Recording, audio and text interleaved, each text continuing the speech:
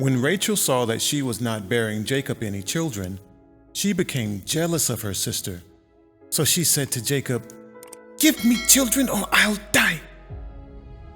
Jacob became angry with her and said, "Am I in the place of God? Who has kept you from having children?"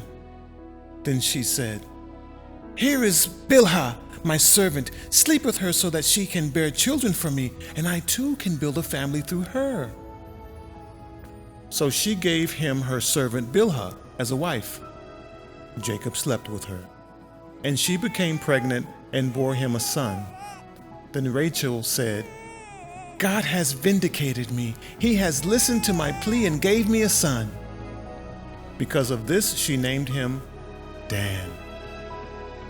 Rachel's servant Bilhah conceived again and bore Jacob a second son. Then Rachel said, "I have had a great struggle with my sister, and I have won." So she named him Naphtali. When Leah saw that she had stopped having children, she took her servant Zilpah and gave her to Jacob as a wife. Leah's servant Zilpah bore Jacob a son. Then Leah said, "What good fortune!" So she named him Gad. Leah's servant Zilpah bore Jacob a second son. Then Leah said, "How happy I am! The women will call me happy." So she named him Asher. During wheat harvest, Reuben went out into the fields and found some mandrake plants, which he brought to his mother Leah. Rachel said to Leah, "Please give me some of your son's mandrakes." But she said to her, "Wasn't it enough that you took away my husband? Will you take my son's mandrakes too?" "Very well," Rachel said. "He can sleep with you tonight in return for your son's mandrakes." So when Jacob came in from the field that evening, Leah went out to meet him. "You must sleep with me," she said. "I have hired you with my son's mandrakes." So he slept with her that night. God listened to Leah, and she became pregnant and bore Jacob a fifth son. Then Leah said, "God has rewarded me for giving my servant to my husband." So she named him Issachar. Leah conceived again and bore Jacob a sixth son. Then Leah said, "God has presented me with a precious gift. This time my husband will treat me with honor because I have borne him 6 sons." So she named him Zebulun. Sometime later she gave birth to a daughter and named her Dinah. Then God remembered Rachel. He listened to her and enabled her to conceive. She became pregnant and gave birth to a son and said, "God has taken away my disgrace." She named him Joseph and said, "May the Lord add to me another son." After Rachel gave birth to Joseph, Jacob said to Laban, "Send me on my way so I can go back to my own homeland. Give me my wives and children, for whom I have served you, and I will be on my way. You know how much work I've done for you." But Laban said to him, "If I have found favor in your eyes, please stay. I've learned by divination that the Lord has blessed me because of you." He added, "Name your wages, and I will pay them."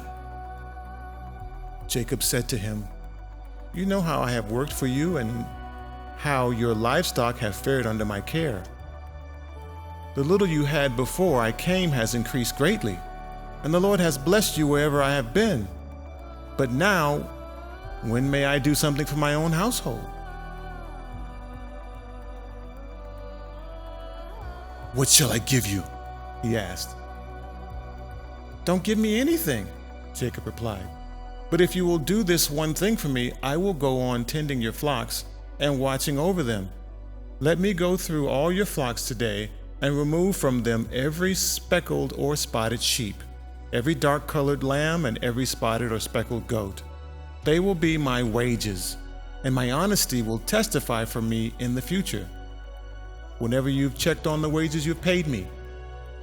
Any goat in my possession that is not speckled or spotted, or any lamb that is not dark-colored, will be considered stolen." "Agreed," said Laban. "Let it be as you have said." That same day he removed all the male goats that were streaked or spotted, and all the speckled or spotted female goats, all that had white on them, and all the dark-colored lambs, and he placed them in the care of his sons. Then he put a 3-day journey between himself and Jacob, while Jacob continued to tend the rest of Laban's flocks. Jacob, however, took fresh-cut branches from poplar, almond, and plane trees and made white stripes on them by peeling the bark and exposing the white inner wood of the branches. Then he placed the peeled branches in all the watering troughs, so that they would be directly in front of the flocks when they came to drink. When the flocks were in heat and came to drink, they made it in front of the branches. And they bore young that were streaked or speckled or spotted.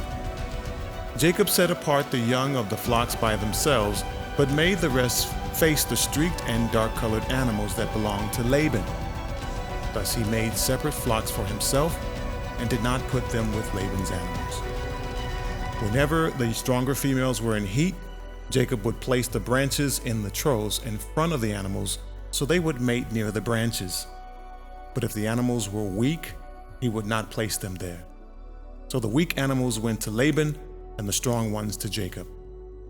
In this way, the man grew exceedingly prosperous and came to own large flocks and female and male servants and camels and donkeys.